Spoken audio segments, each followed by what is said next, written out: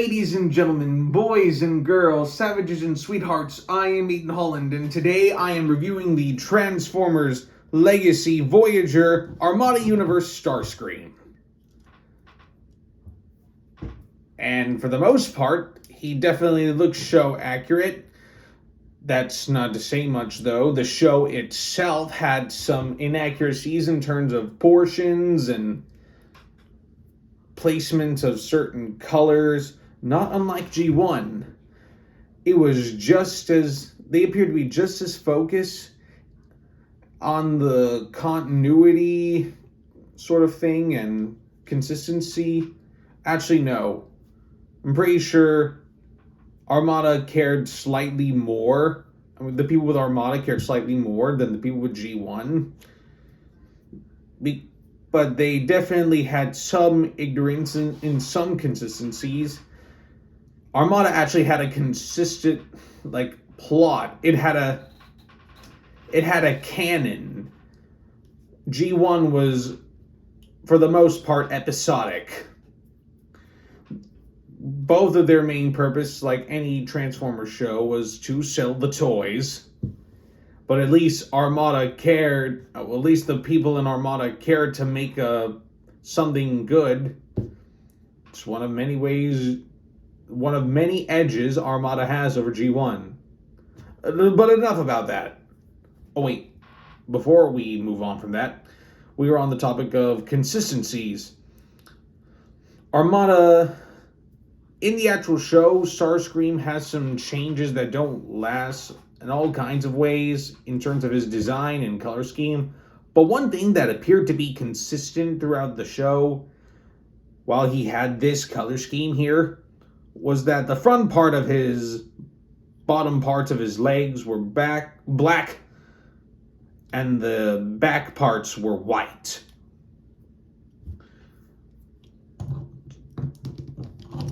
Got the Star Saber here.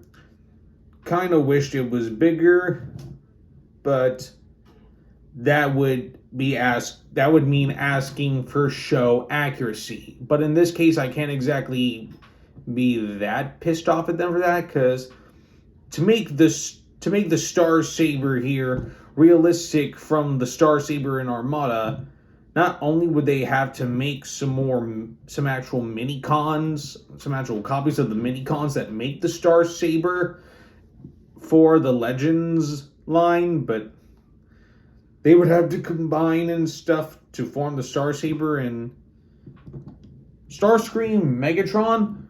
Neither of them could really hold that. Even if the handle was made to, for their hands, the actual Star Saber would probably be too big. So, definitely a negative complaint. But here's a positive, like a compliment, you could say. Sort of. They've got his wing sword. Because if you watch the show, you know that his left wing can turn into a sword. But that's not the case with this figure. That's one more show inaccuracy. But if you do want another show inaccuracy, the wings are removable, so you can take this one off when you got his sword in his hand. But not only are these a bit tight, but you wouldn't want to break anything, would you? Yeah, so I advise extreme caution. Yeah, just push down on it and shimmy it from side to side, and eventually it'll pop off. Now you've got some more show accuracy. It's like his actual left wing has turned into a sword. I kind of expected this to be red. Before buying this, I remembered this being red. Might have been the box deceiving me. False advertising, Hasbro. Yeah, I'm calling you out.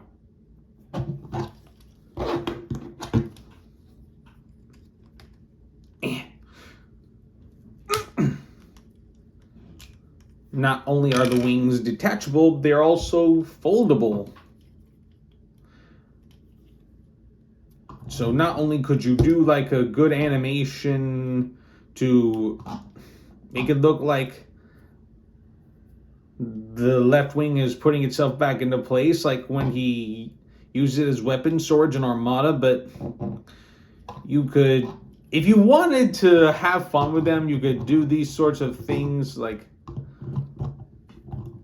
in Transformers Prime, the sort of thing that Prime Starscream's wings do.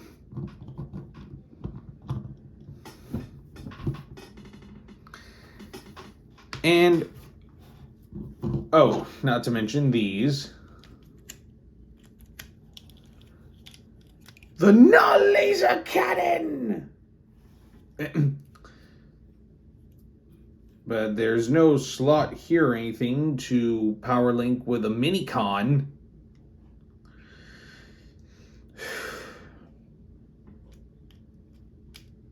Oh yeah, this can go down too. I'd recommend doing that. Oh, it also, when it's down there, it can serve as a lock to keep these from going down. But when it's up, you can do this. But I wouldn't. No matter how often there was something back here in the middle, one thing was a constant. These were on his shoulders.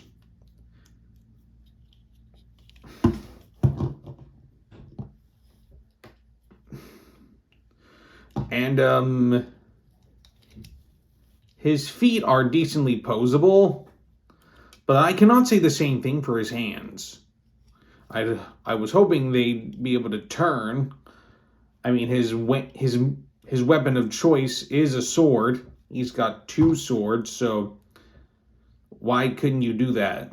But then again, the less expensive the figure, the less quality it has, and the more it lacks in things such as posability.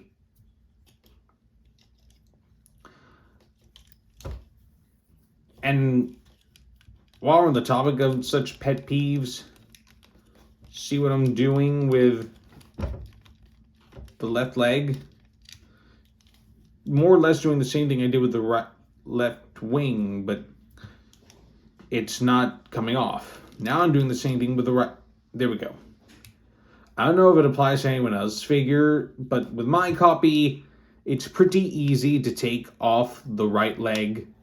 So easy, in fact, that when you're playing with it and like doing the transformation,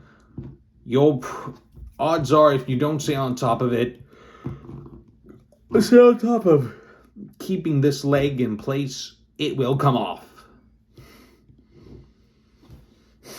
I'd super glue it, but that would take away some posability, and I don't want that. And worse than that, its ability to do the turn thing is essential for the transformation. Speaking of, let's go ahead and get into that. And I'm not gonna stop motion animate this like I did with Megatron. Don't ask me why. I don't remember my excuse for not doing stop motion with this. I'm just gonna do it. I'm just gonna tell you how to do it. So what you want to do is you want to take the cockpit out like this, fold out the little fins, fold the heels into the feet, and fold the feet back into the legs. Then you make sure the shoulders are all the way tucked into the chest. Then you fold the wings to line up here. Then if this has been pulled back, you pull it up. Then you take the bottom part of the torso and do this. Then you tuck in the head. Then you untap these. Turn the legs to make the fins meet up like this. And this is where it can get kind of annoying. Depending on factors, like perhaps your execution of it. Anyways, you got to make sure it's very precise or you're going to have some trouble with this next part. Who am I kidding? You'll probably have trouble anyway. It's hard and a pain in the ass, but not impossible. Anyways, on back to business. What you want to do is take the... Yes. Okay, I got lucky. Make sure... Now for the other leg, make sure that the bottom part of the torso is pretty far away from here. And make sure this is open wide. Now you...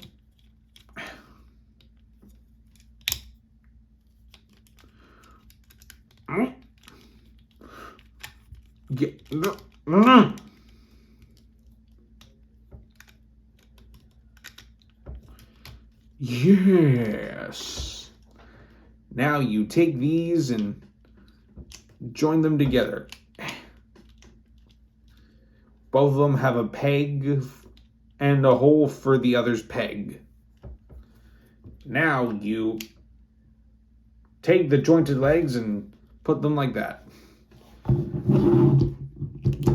Now you tuck in the hands.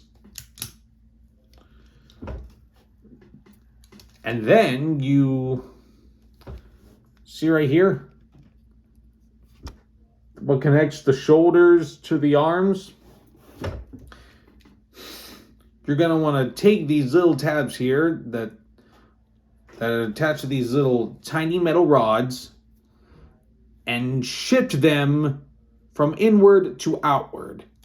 I recommend pulling them backward halfway. As you do this, it makes the transition easier.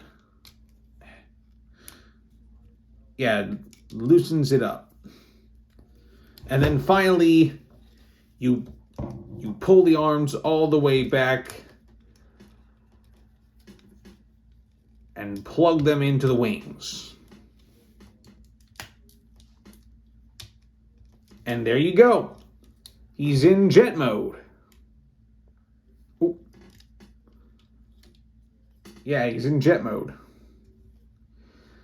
I don't remember his head being visible in the show. I remember Megatron's head being visible in his tank mode, but I don't remember that being the same sort of thing with Starscream.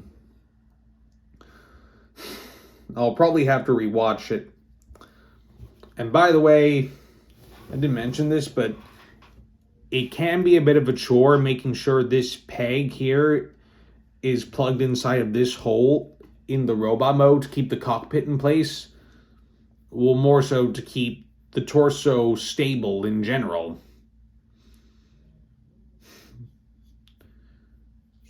But you know what's even more annoying than that? On the topic of pegs being insufficient, watch this.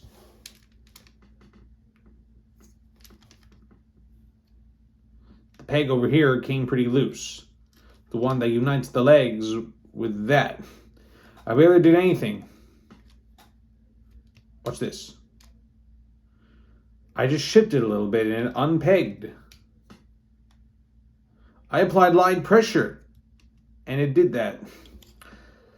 The jet mode, or at least that part of the jet mode, just does not work. Now, as long as you don't touch it or anything, it'll... So, yeah. I mean, it's not just gonna fall out. So, it'll stay put as long as you don't, use the product for its intended purpose and play with it in jet mode. But just one hint of trying to enjoy the jet mode and... What do you guys think is the cause for that? Do you think Hasbro got lazy? Do you think they might have made a mistake in cutting down on costs of plastic? Was there some kind of malfunction at the factories at which they make these? Whatever the reason, they ought to fix it. Now, I'm pretty sure there might be some sort of solution out there to help increase the friction, but I currently do not possess that. Which reminds me, Megatron, with Armada Megatron, the horns can actually come off, and so can the thing with the turret. If you've seen my last review video, you know that as well. I recommend getting super glue for those sons of bitches. The same with this little fucker.